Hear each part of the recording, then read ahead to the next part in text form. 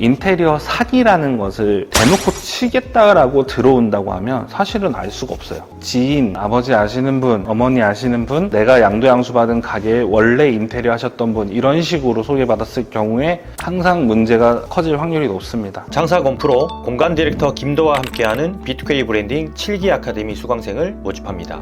고정 댓글을 확인해주세요. 네, 안녕하세요. 저는 B2K 브랜딩에서 프로젝트 디렉팅과 기획을 맡고 있는 김도현이라고 합니다. 유튜브 채널은 공간 디렉터 김도라고 운영을 하고 있고요. 프랜차이즈 리틀 방콕이라는 타이프 프랜차이즈를 운영하고 있기도 합니다. 대표님 지금까지 만드신 매장 개수로 치면 몇 개나 될까요?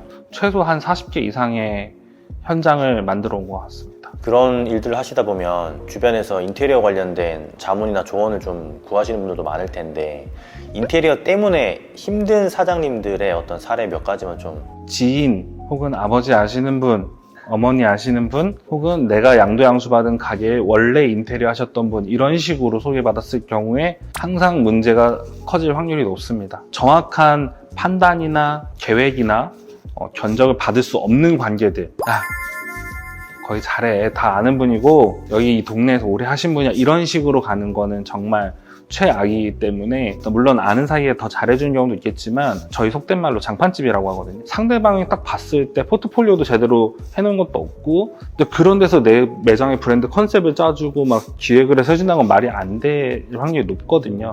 이제 그런 것에서 의뢰를 하면서 어떤 결과값을 기대하거나 혹은 너무 최저가만 찾는다던가 피해를 보실 수 있는 제일 1순위가 되지 않을까 싶습니다. 처음 해야 되는 게 어떻게 보면 뭐 임대차 계약도 있지만 이제 인테리어를 해야 장사를 하는데 인테리어 하면서 힘들어지는 과정들이 있다면 어떤 게 있을까요? 일단 소통의 문제일 것 같아요. 서로가 어떻게 보면 정확하게 의사소통을 하면 좋은데 정확한 의사를 가지고 있지 않고 뭉뚱그려서 얘기를 하고 이걸 시공하거나 디자인해야 되는 입장에서는 클라이언트가 말하는 걸 계속 휘뚜루마뚜루 흘려가다 보면 사실은 이도저도 아닌 돈은 써놓고 이상한 게 나올 확률이 높죠. 그래서 과연 이 프로젝트를 누가 주도해서 갈 것인가를 서로 명확하게 해야 되는 거죠.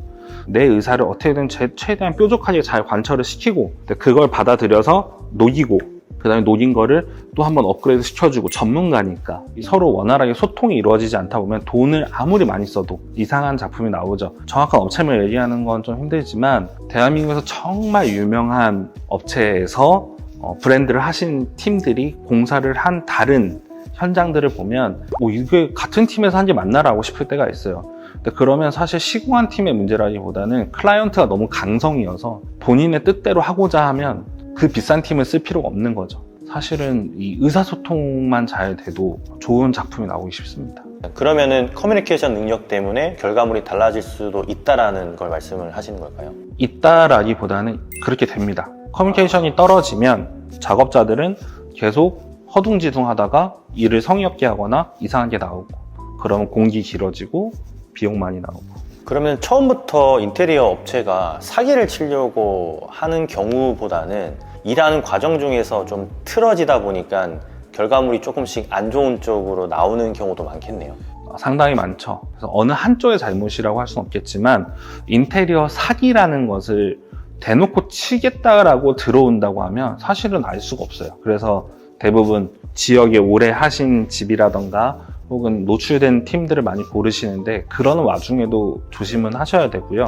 가장 중요한 거는 내가 이 프로젝트를 상대방한테 정말 믿고 맡길 수 있는 사람인지를 충분히 검토하신 다음에 그 다음에는 내가 충분히 사전에 전해야 될 의사나 필요한 부분들에 대해서 명확하게 얘기를 하고 그 부분에 대해서 진행되는 동안은 프로젝트를 끌고 가는 사람을 믿어주시는 게 사실은 좋은 작업일 것 같습니다. 계속 강조해 주시는 것 중에 하나가 소통 능력, 그리고 명확하게 내가 하고자 하는 거를 좀 잘 전달하는 능력, 이런 것들이 좀 주를 이루고 있는데 그럼 그런 것들을 조금 잘할 수 있는 방법들에는 어떤 게 있을까요? 디자인이라던가 이런 보는 안목이나 이런 것들이 사실은 어떤 한계점이 있고 사람마다 잘하는 게 다르겠죠. 그래서 내가 작업할 사람을 잘 고르시고 그 다음부터는 나보다 감각이 뛰어난데 맡기시는 게 중요할 것 같아요. 내가 못하는 걸 잘하려고 할 때 항상 좀 어그러지거든요. 기존에 해왔던 현장들을 보면서 잘 해왔고 잘 만들어놨다면 그 팀과 그대로 꾸준히 일하는 사람이라면 한번 신뢰를 가져보시고, 저도 많은 시공자들을 거치면서 현재 팀이 됐거든요. 수업료가 생길 수밖에 없고 저는 그 수업료 냈던 것들을 체득해서 이제 지금 저의 사업들을 해나가고 있는 거죠. 그러면 처음 장사를 시작하시려고 하시는 분이나 상업 공간에 인테리어 해야 되는 자영업자분이 있다면 그런 분들은 어떻게 접근해서 인테리어 업체를 좀 찾아보면 좋을까요? 특히나 지방 같은 경우는 훨씬 더 많이 없을 텐데. 저는 사실은 좀 우려하는 거 하나, 반셀프나 셀프를 너무 지향하진 않으셨으면 좋겠어요. 다 그 돈 받고 하는 데는 이유가 있고, 그 돈이 들어가야 되는 이유가 있고, 또 후에 이 일을 책임져야 되는 사람들이 있거든요. 근데 내가 사업하면서 장사하고 매일 9시에 나와서 10시에 퇴근하는데 또 이 공사까지 신경 써야 돼? 내가 또 다시 작업자 알아보고, 하루 일당으로 부른 사람들은 하자를 보지 않거든요. 그럼 결국은 그게 싸게 한 게 아니에요. 내가 매장을 하루 이틀 할 게 아니라면. 그래서 잘하는 건 잘하는 데 넘기고 그렇게 하셨으면 좋겠고, 예산이 물론 여유롭지 않으시겠지만 그렇다 해도 너무 최저가만 찾지 마시라는 말씀을 드리고, 그 다음에 너무 최고가를 찾으실 필요도 없어요. 최저가, 최고가 가운데 가격을 충분히 대화를 해보시면서 어떤 사람을 내가 믿고 신뢰하고 프로젝트를 맡길 것인가를 결정하시는 과정에서 많은 것들이 좋아지는데, 인테리어 업자가 부족하진 않습니다. 대한민국에 지금 인테리어 업자가 절대 부족하지 않아요. 서울에 있는 사람들 지방까지 갑니다. 대신에 비용이 붙을 뿐이지 아주 어마어마한 금액 차이는 아니에요. 서울에 잘하는 팀이 내려가는 것이.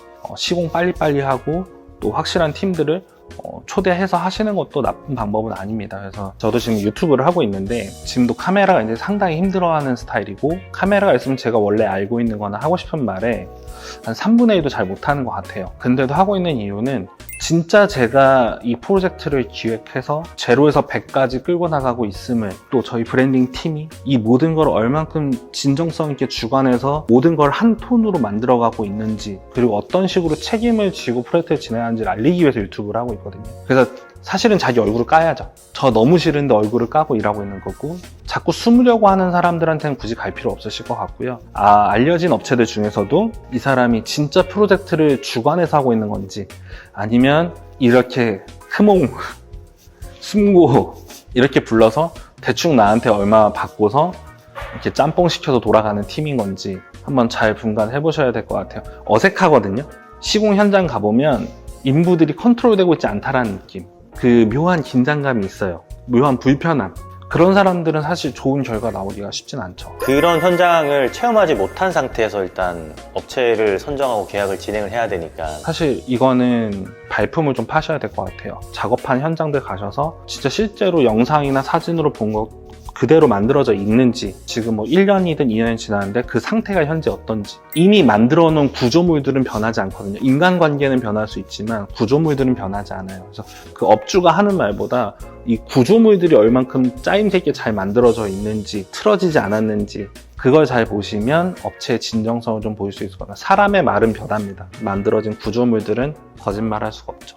그 상업 공간이라는 게 인테리어만 한다고 해서 끝나는 건 아니고, 컨셉이나 디자인 브랜딩 같은 측면도 같이 해야 되는 부분들이 분명히 있을 텐데, 어떤 순서에 따라서 하면 좀 괜찮은 디자인 브랜딩이 나올지. 저희가 이제 브랜딩을 하다 보면 이탈리안, 비스트로 개념, 일식 이런 곳들은 브랜딩을 잘 안 맡겨요. 어떤 한 명확한 컨셉을 가지고 시작을 하는 카테고리다 보니 사실 전문적인 브랜딩 업체보단 뭐 이름이나 로고만 디자인해줘 이런 경우가 많죠. 근데 그렇지 않은 경우, 사실 명확한 컨셉을 잡기 위해서는 스스로 좀 자문자답을 좀 많이 해보셔야 될 것 같아요. 내가 진짜 좋아하는 게 뭔지, 그리고 더 중요한 거, 내가 팔고 싶은 것보다 상대방이 나를 통해서 소비하고 싶은 게 뭘까를 정말 객관적으로 바라보셔야 될 것 같아요. 객관적으로 바라보는 가장 좋은 방법은 주변 사람들한테 물어보시는 게 아니고, 많이 돌아다니시고 많이 식사하시고 외식하시면서 이 사람 나랑 되게 비슷한 나이대고 비슷한 성향인 것 같은데 이렇게 장사가 잘 되네? 그거에서 시작해 보시는 것도 나쁘지 않고요. 또 하나는 아까 말씀드린 것처럼 이탈리아나 스시처럼 명확하게 어떤 한 나라를 구상을 해보시는 것도 좋아요. 그 나라에 가지고 있는 장점이나 색감, 거기서부터 시작해 보시는 것도 나쁘지 않아요. 어찌됐든 한식이든 무엇이든 간에. 제일 쉬운 거는 사진 자료를 최대한 많이 모아두시는 게 좋고, 사진들을 최대한 잘 모아서 주시면 저희가 거기서 일관되게 보여지는 상대방의 취향이 보이거든요. 좋아하는 거, 이 일과 상관없이 좋아하는 것들 여러 가지 자기 취향이나 인터뷰식으로 많이 공유해 주시면 이 결과값이 하나 뭉쳐지는 지점이 있기 때문에, 최대한 자기 자신에 대한 메모라던가, 혹은 내가 어떤 생각을 가지고 지금 이 매장을 하려고 하는지에 대한 메모라던가, 질은 상관없습니다. 여러분이 가져오시는 그 레퍼런스의 질은 상관없어요. 양을 많이 가지고 오시면 돼요. 그러면 전문가들은 그걸 보고서 빨리 추려드릴 수가 있어요. 그리고 뭘 원하는지 알 수 있어요. 브랜딩 작업할 때 1순위 그리고 제일 많은 시간을 쏟아부은 게 인터뷰입니다. 그걸 통해서 초안이 잡히는 거기 때문에 시간 날 때마다 핸드폰에다가 메모하셔서 어느 집에 갔는데 뭐 메뉴를 설명한 카피가 좋았다던가 자료를 많이 만드세요. 전 지금도 제 스케치해 놓은 폴더 보면 양이 엄청 방대하거든요. 그래서 저희가 어떤 상담을 하거나 세미나에서 오시거나 아카데미 올 때 제가 빨리빨리 대응해드리고 맞는 옷을 찾아드릴 수 있는 건 자료가 많아요. 자료를 많이 만들어 두시면 좋습니다. 장사건 프로 공간 디렉터 김도와 함께하는 B2K 브랜딩 7기 아카데미 수강생을 모집합니다. 고정 댓글을 확인해 주세요. 대표님 마지막 질문인데 최근 들어서 외식업 쪽에서 특히나 브랜딩을 엄청 좀 많이 키워드를 쓰는 곳들이 좀 많아지고 있는데 외식업에서의 브랜딩이라고 하면은 대표님의 생각이 좀 어떤지 궁금하거든요. 예전보다 많은 필요성이 생겼고 그거에 상응해서 이제 기업에서 기획실, 마케팅 팀에 있다가 나오신 분들 많은 분들이 1인 사업가로서 많이 시장으로 유입되고 있는데 전 좋은 부분이라고 봅니다. 왜냐하면 이 풀이 이렇게 넓어진다는 건 이 시장 자체가 커질 거고 그러다 보면 자영업자들이 훨씬 더 세련되거나 혹은 좀 더 명료하고 뾰족한 브랜딩을 하게 됐고 그러면 소비자들도 더 만족하게 되고 외식 씬으로 들어온 손님들이 많아질 거기 때문에 좀 자연스러운 선순환 구조가 생길 거라고 생각을 하고요. 이 브랜딩이라는 어떤 영단어의 중점보다는 내가 하고 싶은 거를 좀 더 세련되게 상대방한테 표현하는 방법에 대해서 자영업자분들이 많은 관심을 가지게 되었고 기술적으로 많이 나아지고 있음에 이 시장이 더 앞으로 미래가 그래도 좀 밝아지지 않을까. 이 브랜딩이라는 관점이 점점 더 대두되는 거에 대해서 저는 긍정적으로 바라보고 있고요. 많은 경쟁자가 생기고 하겠지만 그걸 뛰어넘기 위해 하는 노력을 하게 되는 자극제도 되기 때문에 즐겁게 이 씬이 커가는 걸 바라보고 있습니다. 외식업에서 브랜딩이라고 하면은 생존의 기술, 필수적인 기술이 된 것 같습니다. 이제 없이는 안 될 것 같습니다. 알겠습니다. 오늘 인터뷰 감사드리고요. 그럼 이번에 하는 세미나에서 또 좋은 강의 부탁드리겠습니다, 대표님. 네, 감사합니다. 고맙습니다.